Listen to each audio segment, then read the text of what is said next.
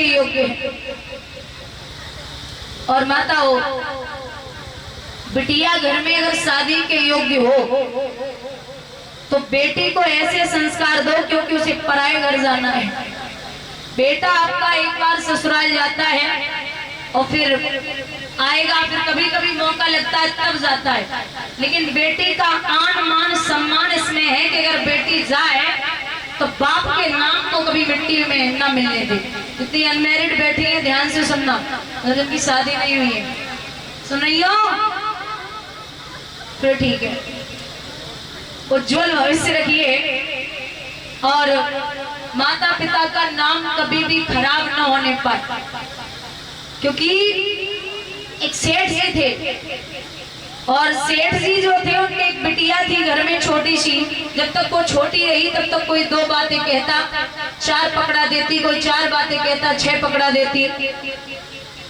थोड़ी बड़ी हुई तो जब बड़ी हुई सेठानी ने कहा महाराज इसे समझाइए, ऐसे पराए घर जाना है। बोले रहने दो, कोई बात नहीं, अपनी तो बेटी है, बहुत पैसा दूंगा। बोले समझा लो, कोई बात नहीं महाराज, उल्हाने आएंगे। बोले एक बार बोला ना अपनी बेटी है, जवाब दिया समझा लो। बोले नहीं। शादी के योग्य हुई, सेठ जी ने विवाह किया और जब विवाह किया तो विदाई करने के बाद रात भर तो बेटी ने काट ली। सुबह ही सुबह फोन आ गया, पिताजी हमें ले जाओ, पिताजी हमें ले जाइए। सेठ जी बोले कल विदा की, आज कैसे ले जाऊं?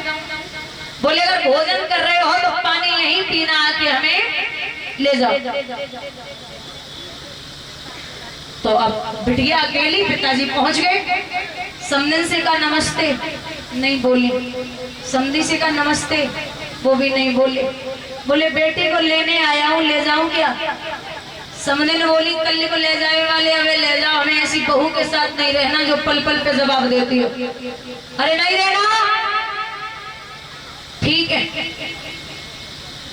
देख लो, हम देख लें, कथा बाद में सुनिए। माताओं की आदत होती, कोई आ जाए ना तो पहले देख देख ले, हम देख रहे थे भैया। कहते हैं कि जब लेके सेठ जी चले, मायके में बिटिया पहुंची, बिठाई लियो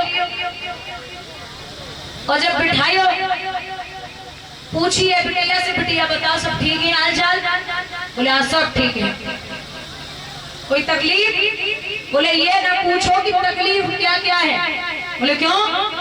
वो ससुराल तो ठीक है ना? बिटिया बोली वो ससुराल है, अरे 1 नंबर का नरक है नरक। अच्छा ससुर तो अच्छे होंगे? बोले ससुर 1 नंबर का राक्षस। बोले सास? बोले सास 1 नंबर की डाइन। ननद? बोले ननद की कुछ मत पूछो, 1 नंबर की चुगलखोर है। देवर? बोले देवर 1 नंबर को आवारा। बोले जेठ? जेठ 1 नंबर का धूर्त मूर्ख। अच्छा सब बुरे हैं ना? सब बुरे हैं। अच्छा पति तो अच्छा होगा ना? पति में क्या कमी होगी? बिटिया बोली 1 नंबर को यमराज। वहां नहीं जाना मुझे, ससुराल तो जाना ही नहीं है। वो अजीब बात है। सेठ जी समझ गए कि खराबी उनमें ना है, खराबी हमारी परवरिश में, हमने तुम्हें संस्कार गलत दे दे। यही रहो, यही रुको, हम यही समझेंगे कि हमारे 2 बेटे हुए थे।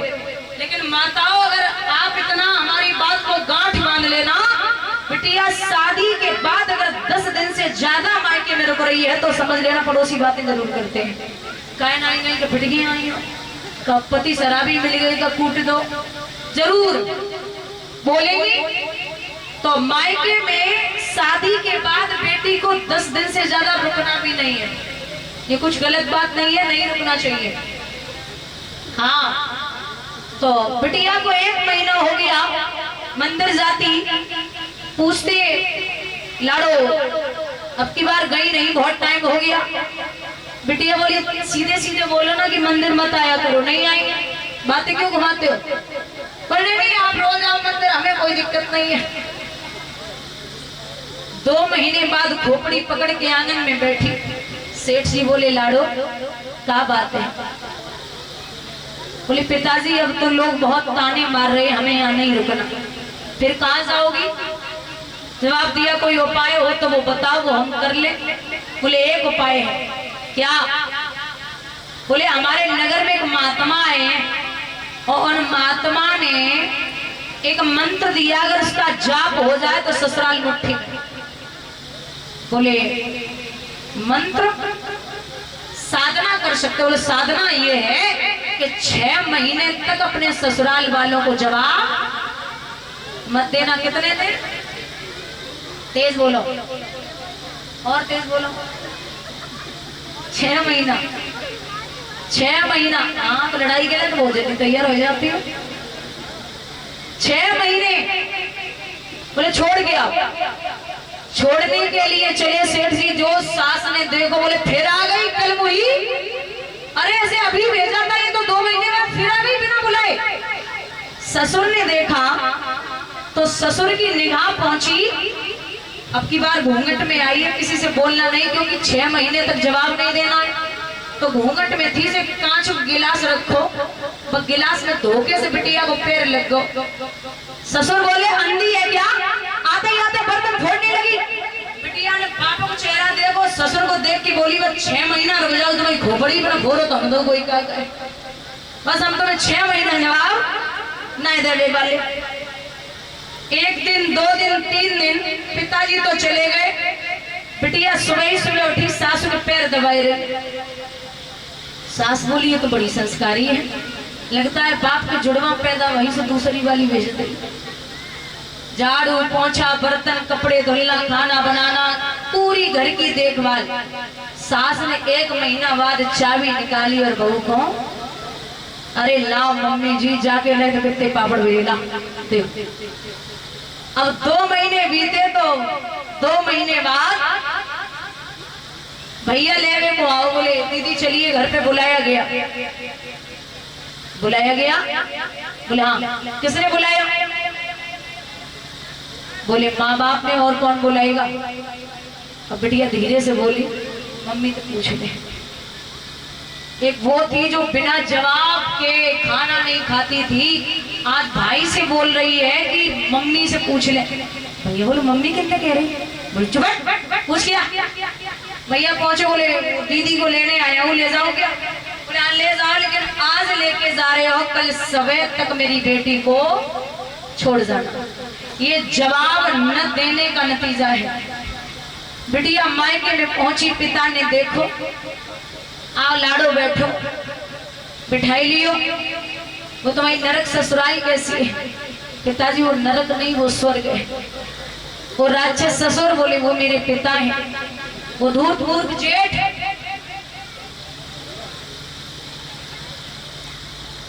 वो धूर्त मूर्ख जेठ बोले मेरा बड़ा भाई है, वो हमारा देवर वो मेरा छोटा भाई है, वो चुगलखोर ननद बोले वो मेरी बहन का रोल अदा करती है।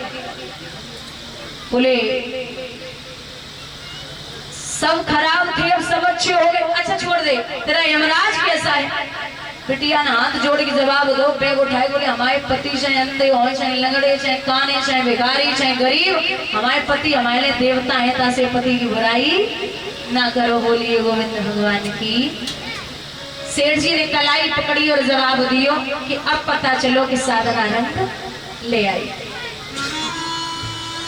ये होता है बेटियों को हमेशा ये सिखाइए कि अगर सास कुछ बोल भी देना तो थोड़ा शांति से सुन ले, कि अपने अपने पति को अपनी जान से भी ज्यादा प्यार करती हो, मतलब जान से भी ज्यादा बढ़ के मानती हो, तो ये समझ लिया करो कि तुम्हारी जान की जन्नत है, जवाब नहीं दोगी तो पेट दर्द नहीं करेगा। बोलिए गोविंद भगवान की।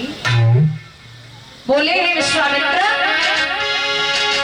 कि अंगना में बिटिया कुंवारी है मेरे भोले राजा, हाथ पीले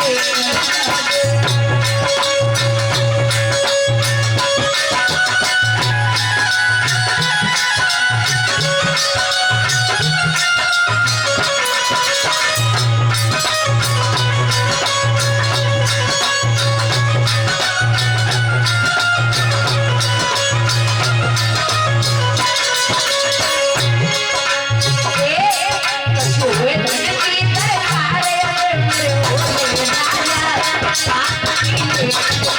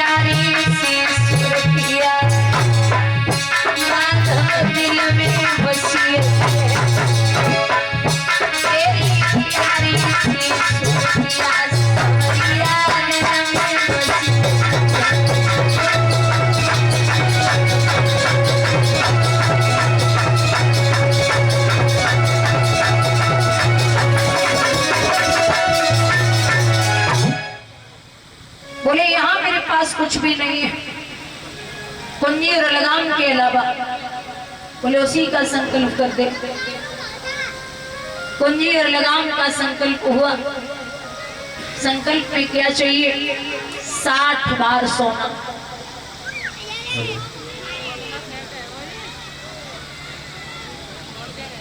हेलो हेलो, हाँ भैया, ये श्रीमद् भागवत कथा में कुछ दान आया है। 100 रुपया कृपाल सिंह, उससे